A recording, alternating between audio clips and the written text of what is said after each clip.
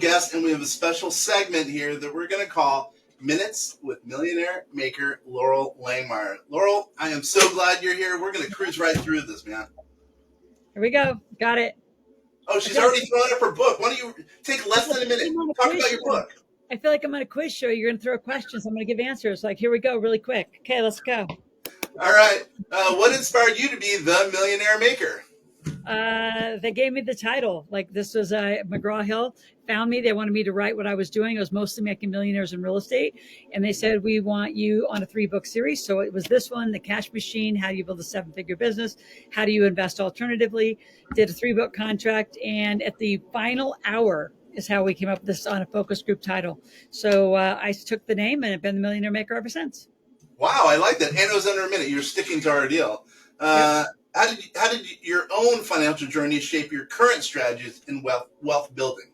Man, I just walk the talk. I just keep doing what I tell other people to do. Living corporate life fully. I own nothing, control everything, and have it all held in trusts and protected properly. So I do what I say, and I actually invest alternatively. I run projects from construction, real estate, gas and oil still, cannabis, all sorts of stuff. In fact, I have a Broadway play coming back to the market this summer in New York. So another asset class. So what inspires me is I continue to do what I teach other people to do. So once you hit this, then you want to do your own personal best. Like, all right, now I want 3, then I want 5. Like, I want to keep doing it. So for me, it's just fun challenge.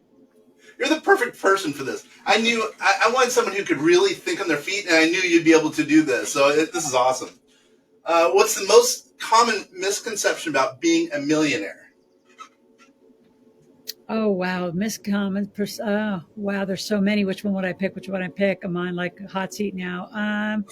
I'd say the biggest perspective is that we live this big bougie lifestyles and we don't focus on our assets and our business. And I think most millionaires really have their businesses dialed in, their investments. They spend a lot of time there with their team.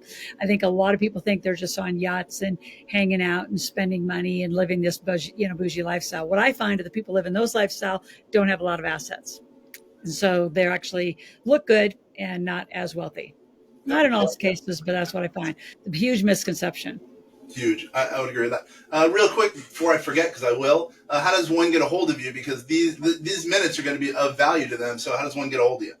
You go to Ask Loral, AskLoral, askloral.com, ask a question, make a request. And we have a team that answers those questions every day and puts you into a one-on-one session with our team. Once again, this is Minutes with Millionaire Maker Loral Langemeier, asking questions. She's getting the answers into us in less than a minute. What are the first 3 steps you recommend for someone starting their journey to financial freedom? Fix the pattern of your money. So first of all, learn to live corporate life, which I'm going to give a bunch of people free tickets when they click on our link. So we'll get that all set up where I can teach them what does it mean to live corporate life. So when you're living inside corporate life, like you have to, 18 years old, you should get an LLC, S Corp, C Corp, whatever's right for you. So you can now have tax deductions. So that's number 1. You got to make more money. You got to keep it through better tax planning and then learn to invest. The pattern that most beginners do is they make, spend. They have this illusion they have to pay off debt, which is not the truth. And they forget to invest. And then they lose that compounding years and years and years of money that can just, continue to stack. So it's the pattern of their money's got to change, but how they make it is the biggest thing, Kenner. They don't make money right. They think it's just a job. You got to have your own business, side hustle, whatever you want to call it. Love this. How do you assess which business opportunities to pursue and which ones to pass on, especially because you have so many cool ones? Boy, it has to be something really that I want. It's got to be a new asset class. Like I just actually about a month ago bought into a wellness center in Ohio. So it's something that I wanted. It's kind of back to my roots of an exercise physiologist. So at this point in my career, it's got to really make sense with my teams of people. But normally it's cash flow. It's cash flow, appreciation, opportunity.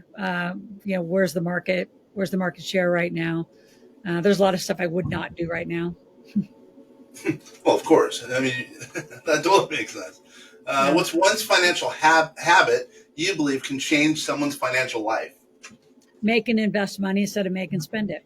So Yeah. make money, put money to work, make money, put money to work. If you start that pattern and break the make, spend, and needing to have like look good in a lifestyle, that pattern alone, if you had to put a second one right next to it, is you got to you got to understand debt. So it's okay to have debt. It's got to be good debt. You got to carry it. And could it look like a credit card? Yes, but arbitraged against good assets, it's there. And I think people, I don't think you know it too. People use their debt conversation to get really tangle them up and get them stuck. And they're bad debt. It's really bad debt. Yeah. Yeah. Yeah. Here we go. What's one financial habit you believe can? No. Hold on. Let's get that. How do you approach risk management? Because a lot of people don't talk about risk. I think it's a big thing. How do you approach risk management? I do it with a team. So I have some lawyers, some very high level tax strategists. I have people in the asset class that are experts in the asset class and current experts, not somebody who, did a project years and years ago. So I rely on a lot of market experts, have huge teams around me. And as far as risk analysis, it's different parts of your life. When you're really jamming and your business can create a lot of cash flow, then I find in those times, I'm willing to take a little more risk to approach a project because I know I can recover the cash flow. So a lot of that balance of can you produce versus those people who don't know how to produce any cash flow. There are people who literally do not know how to make money. I would keep a much more conservative approach. All right. Tell us about passive income. Give us some ideas for passive income. Oh man, what's interesting is I don't know that I believe in true passive income because that means you're doing nothing. So I call it pactive, meaning you have to stay actively involved in your passive stuff. So for example, my apartments, I get, monthly, quarterly reports. Yeah, where things are. You're checking in. You're checking it. I only use one app. I use iFlip, which is the software. I'll put that on our gift list too. So we'll do. Steve, if you're taking some notes, we're going to do the DMI tickets and an iFlip app. But through an app, I manage all of my stock portfolio. So it pulls it in and out of the market. So I keep a more conservative approach, more dividend approach to the market because it's too emotionally arbitraged. I go for cash flow a lot. My passive income stuff I want some appreciation and later cash flow. I don't need the cash flow today. I want it to cash flow later. So whether that's storage, RVs, things like that. Kind of a mistake I forgot. I knew you didn't like passive income. Hey, even I can make a mistake once in a while. I just made up that word because I think it's a funny word because everybody has such an illusion about, my favorite lie about passive income is the people who say that it's easy to go find and get. First of all, if you don't know how to manage anything, how are you really going to be passive? You can't just let it go. You're going to have to figure out how to manage it. And there's got to be some activity to create the money to invest to have it passive. So, I just think it's an illusion of a word that everybody has a goal for. And I don't find that it's as simple as a lot of people say. I think a lot of marketers and marketing gurus say it's easy, really easy. Just get them in the funnel, and then it's not nearly that. Exactly. Or even real estate people. Just buy houses, and everybody they'll fill up your doors, and you'll be constantly in rent. Forget to talk about the TIs and the damages and the replacement costs and all the rest of the costs. So, and I'm a fan. I love real estate, so I'm not picking on it. I just don't like the illusion of passive income. Like, just give us your money, and you don't have to do anything, and it's going to be perfect. It's like, right? I wish. Yeah. See, that's one of the reasons I love you. Everything you say, you're a guru, but you've gone through it all. You really have. In less than a minute, tell us your background, because it's a killer background. Again, you have less than a minute. Yeah, absolutely. Farm girl from Nebraska. My first life was exercise physiologist, built fitness centers on offshore rigs for Chevron, jumped completely out, worked with the Rich Dad Poor Dad brand, became a millionaire in 1999, and the rest is history. Yep. Again, we're talking, this is Minutes with Millionaire maker Loral Langemeier. Switch a little bit to personal development. How important is mindset? I know it's a big thing for you. How important is mindset in achieving financial success, and how can one improve it potentially?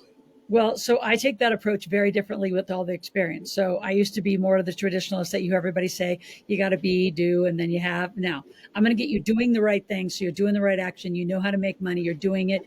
And then through that, and you're in the right environment. Like, so if you want to be a millionaire, you got to hang out with us. So if you can read about it, you can journal about it, you can think about it, you can manifest about it. But until you are really living in the decision making of our day and how we roll, like that to me changed my mindset, is just being with gurus and mentors and just watching them perform. So modeling is really the adults' preferred method of learning. So I want to, through very clear action steps, 87 action steps in this book, right? This book, I mean, through very clear doing and sequencing, you do the right things. Now you're making the money. Your mindset will catch up. And the more you hang out with people who are making big decisions, understands risk analysis, understands business and finance, your mindset will come along. But your environment is as important, Kenner. It's so critical that your environment will support, right? The fastest thing, if you're not around supportive people, you're going south quick because you'll do stuff that they're doing. I understand. A little off topic, by the way, or off script, even though you haven't seen any of these questions, I haven't prepped you in any way, because again, I know you can think on your feet. How does one get a copy of your book, or is that from your website? So this one, Make Your Kids Millionaires, has to come from this website. You can grab it on Amazon. It's cheaper on Amazon, but you don't get all the gifts and bonuses and courses. So I have all the courses that I taught my kids on. Don't pay an allowance. So lots of bonuses and education products here. And then as far as my Millionaire Maker book, we'll put it on the Ask Loral link, and we'll give them a free ebook copy where you can grab it on Amazon as well. Okay. And again, Loral, Loral, correct? Correct. What does mentorship? Ooh, this is a big one. What does mentorship play in personal and professional growth as it relates to you and what you have going on? I have been mentored, number one, paying other people probably millions of dollars in my lifetime since I was 17 years old. That was just a few minutes ago. So I think it's vital. Because to me, mentors, the greatest mentors, have done three things. They open up their Rolodex, so I get introduced faster and I just cut through the line. They make sure that while I'm cutting through the line, I avoid costly errors, and they just share their experience to get you to the front of the line faster. So I wouldn't be here as fast. I mean, I was a skyrocket when I launched. I mean, that was because, started with Bob Proctor, but that's how then I met, Jack Canfield, right? Zig Ziglar, Jim Rohn, you name it. I mean, and the Rolodex has come out, and all of a sudden, I'm one of the top, women speakers in the world. But it was because of a lot of those mentors and coaches who opened the doors. I do the same to my people behind, and I couldn't imagine living without it. How many people spend ridiculous amounts of money in gyms and weight loss and all that kind of stuff, but they don't spend hardly any money on themselves, their brain, their knowledge about money. It's shocking to me. That's where they should be. They're misappropriating their funds, totally. 100%. I mean, their goal, you want to be healthy and wealthy, but you got to spend some money on learning business and money, because what's out there it's an old school model of go to school, get a job, and you're going to live happily ever after on a 401k and a social security plan. If you haven't gotten the memo, that's been a long gone plan. So how do you stay current, and how do you stay in a community, which is really what I wanted to build and have. We've done over 10,000 millionaires in my lifetime. So, I've beyond hit, the goals I set out to do. So right now I love what I'm doing, and, I'm good at it. And what else would I do? I treat this knowledge as a huge gift, and it's not mine to keep, it's mine to give. So I'm at that horizon in my life of having fun with a lot of people. I think based on your fun, this is the next question, but I think, I know the answer to this, but I'm going to ask it anyway. How do you stay motivated? Is it based on because you're having so much fun? Is that what the deal is? Well, I have fun in watching the success of the students. The other parts that keep me motivated is I'm in the game. I'm active in real estate, construction, growing, a huge marijuana farm in the middle of Nevada right now. I'm actively in businesses, and I'm not sitting down. So I stay motivated through a lot of stuff. And I have a daughter that's going to be a senior in high school. I've got another, 6 to 10 year run in front of me. Everybody's like, well, are you done yet? I'm like, done. No. That's how you stay motivated. It doesn't turn off. This just keeps going. I don't think I remember you had a daughter, but yeah, that's what's keeping you going now. Yeah. Yep. She's 17 and the son 24. Yeah. Yeah. I know that. Yeah. I still got youngins. Yeah. You're still alive. Still rocking. I love it. Okay, shifting gears a little bit to wealth management. What are the key principles for wealth management for someone just starting to accumulate significant capital? It's a little different than the first question.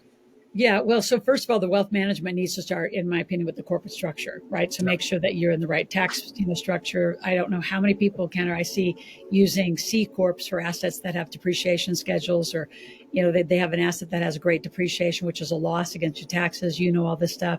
And it's like, what's it doing to your IRA? You can't even access the benefits. So it's interesting to watch wealth management very clunkily be put together. So like our teams will look at the structure first and the tax structure first of all the assets and what they have, do all those reviews. And I have licensed people in every one of those categories who do that work. And then it's really getting on a more regular pattern of where do they want to grow? Do they want to go more in the life insurance? Where do they need to supplement their portfolio as they get older so they get out? I mean, because a lot of people, you're either too active with your assets or you're not active enough, and you don't have a cash flow model that gets you out if you did want to hang up your cleats and say, I'm done. I'm going to transition. So, and then you mentioned those other professionals, again, a little off script. So what is it like? What's the engagement like? What's the intensive weekend like? And again, I know it's going to be hard. Yeah, so for us, I mean, the majority is we look at the foundation first, which is corporate structure. If you don't have any, you will get some, because if you don't have corporate structure, sole proprietors and a job are not going to get you the tax code. The tax code, 81,000 pages. You want to activate it, but you don't get to do that as an individual. Companies do that. So we look at their company structure. We look at the asset protection. We look at liability. So I have a whole team who does that. And then if you come with those structures, I have a team that does all the compliance on those, which is the paperwork, the boring stuff, right, that everybody has to do, making sure that the companies are linked into trust, insurance is right. So we really have this whole sequence of foundational looking, and that's down to bank accounts and credit cards. And that's a lot of the work I do, is the behavior side of how they spend money.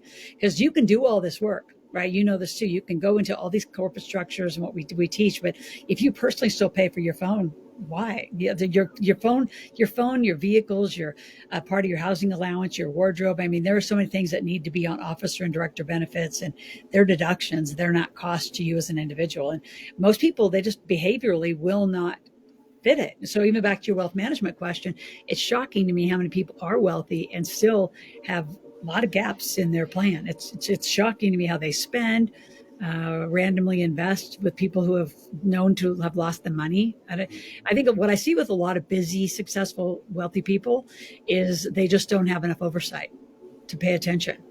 They don't have enough time or the right team for the oversight required for what they've built.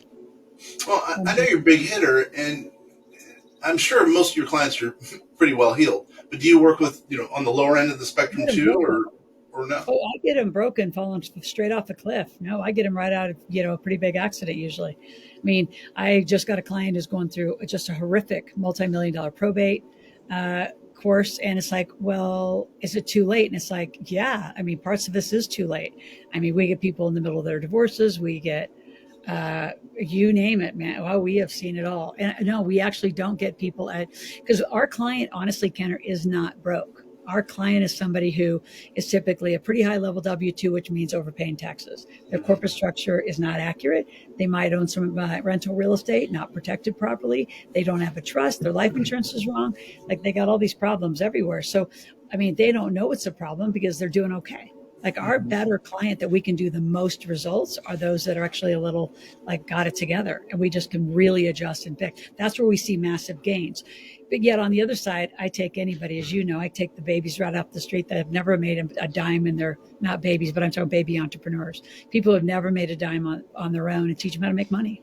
Mm-hmm. So I'll take them at any level, but those that we can make grand strides for, like in less than 1 year, we see huge significant shifts, are the people who've been really overpaying taxes, no structure, and just interesting spending and investing behavior. Those are these people get to work with you, meaning Loral, the millionaire money maker? Yeah, they get my cell phone. They get my cell phone. Absolutely. Yep. When you're at the mentoring mastermind level of our organization, it's called the Big Table. Again, we've been doing it since 2001. I started, what people say are mastermind and mentoring programs in 2001. I mean, because I had done so much getting ready for this. Like, what I did is I went to everybody else's high ticket, sales, and there wasn't a lot of high tickets in 2001. I know I was one of the first women to bring it to the market, and it was just interesting to watch. I looked at the gaps, like, what is it that I liked or didn't like about the group? Like, I wanted more hand holding. So what do I provide? Lots of glue, a lot of high touch hand holding. I wanted the guru's cell phone number.